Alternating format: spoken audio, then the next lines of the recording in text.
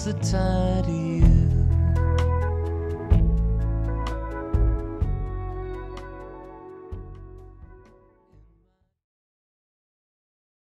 Hi, and welcome to the Coffee Hounds. Today, we're going to give you a little treat. We're going to talk about the coffee that we love to enjoy, love to drink.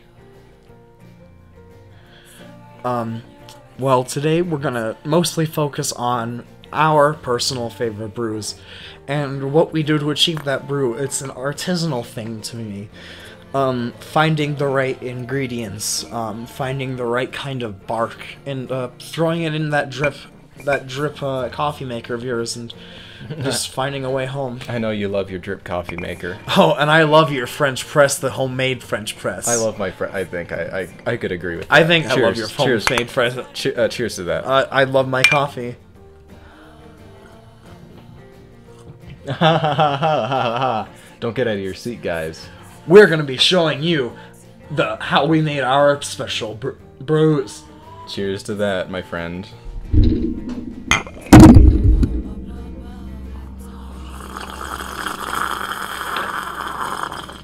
It tastes bad. This is bad coffee.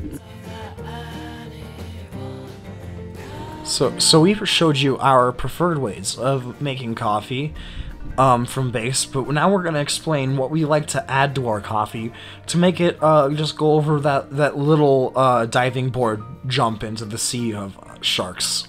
AKA what my friend's trying to say here, AKA is that what makes our coffee special.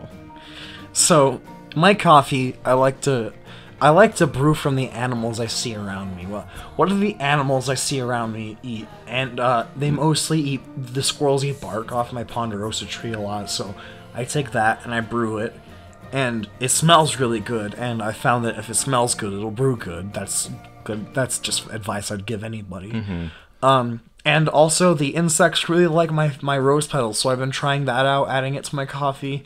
It's added absolutely no flavor, but I'm hoping that soon it will when I perfect the rose petal combination. And sorry to interrupt what you said earlier about smell. I do like to add a little bit of fixed vapor rub instead of mine, because I like the smell. I think it adds a little bit of sting to the flavor. Yeah, sometimes I can feel like coffee just doesn't have enough of a bite to it, you know, like Sprite.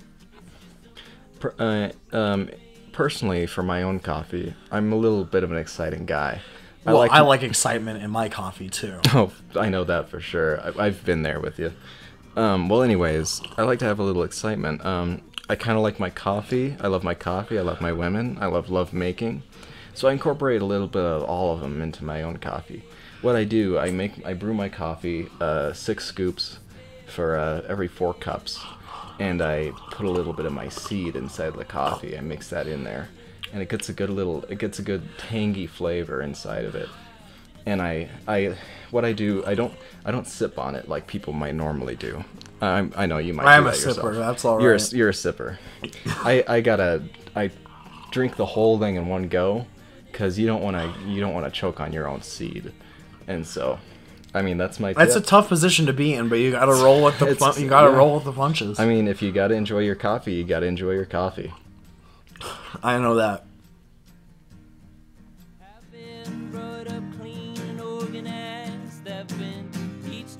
Hey guys, so Coffee Hounds back again, and today, well, right now, let me throw it over to Silas. Okay, so, alright, so our next segment, where you're about to see, we're gonna show you guys, the way we like to make our own coffees, and maybe you can try this along at home too. Maybe if you have a French press, or a drip coffee maker, or a coffee grinder, or a little strainer, like spaghetti strainer, and you put your coffee through that. And either way, any way you need to make it, follow along. We'll show you some tips and tricks that we like to use. Hey guys, so now I'm going to show you how to do my brew. We're using the same base bean as Silas. It's a very good bean to use, and my brew is really simple but effective. And like I said, if it smells good, I will put it in my brew.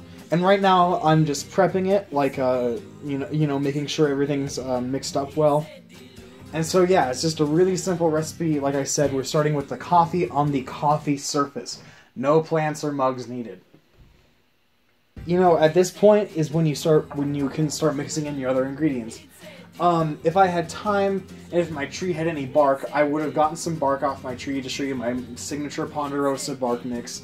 But you can also use anything that smells good. It brews well. That's my rule. So I have this can of room spray, winter flavor, and we're gonna have some winter coffee.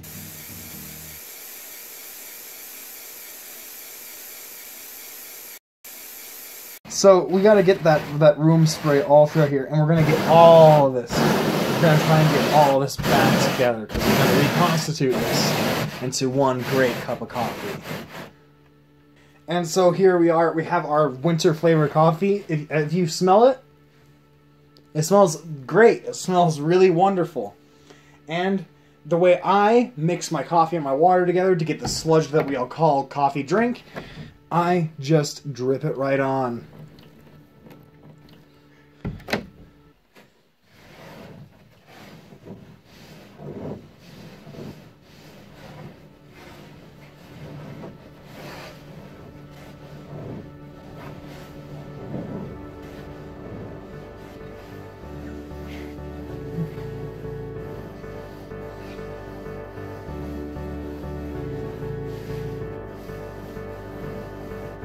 And it looks like it's mixed. If you just use that simple method that I just showed you, you'll be making your own coffee in no time. And now we just, we're ready for consumption.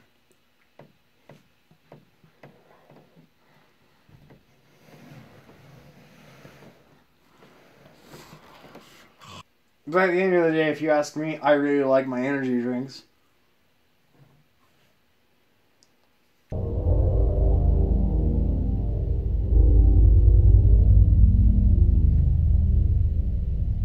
Hey guys, Silas here. It's me, Silas. I'm going to show you guys how to make my version of coffee, and I prefer a French press. But, turns out we didn't have a French press here in the studio, so we had to kind of improvise here a little. Ignore the mess.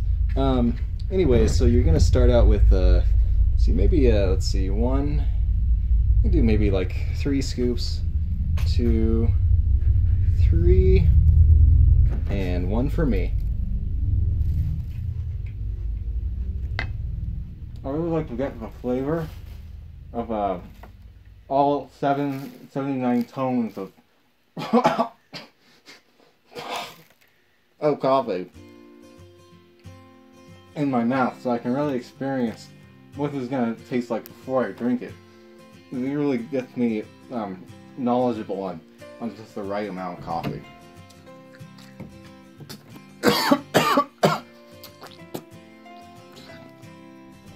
Alright, now that we've got my scoops of coffee in, the next step is gonna be to dump the hot water. So, let's see. Just gotta fill it to the brim, mix it around a little bit. Alright. Now what you're gonna have to do, you're gonna have to let this sit for 4 minutes and let it stir. Let it kind of mix in, let the flavors fuse together. And we'll see you then.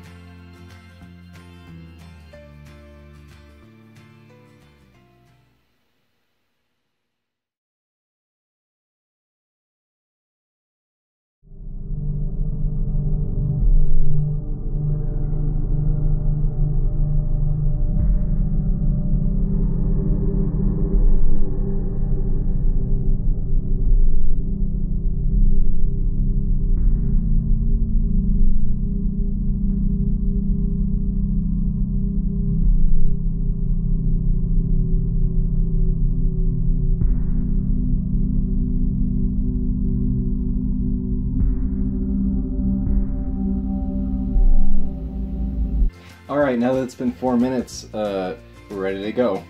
Now the next step is you're gonna have to push all the coffee grounds to the bottom, and that coffee will really infuse. But this water is pretty hot.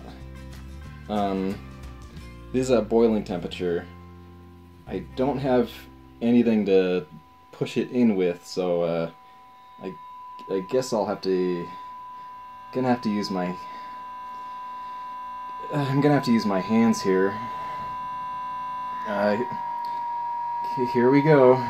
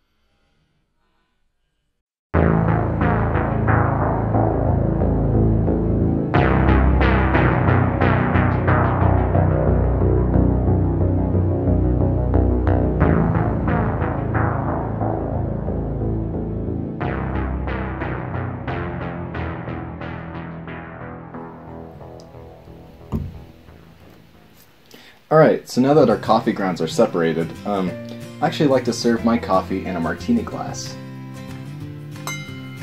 Alright, here we go.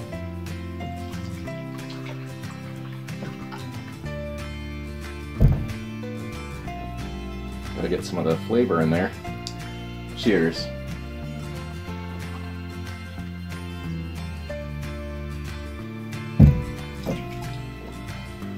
See, it's a very infused flavor. And I think it's the best coffee I've made all year.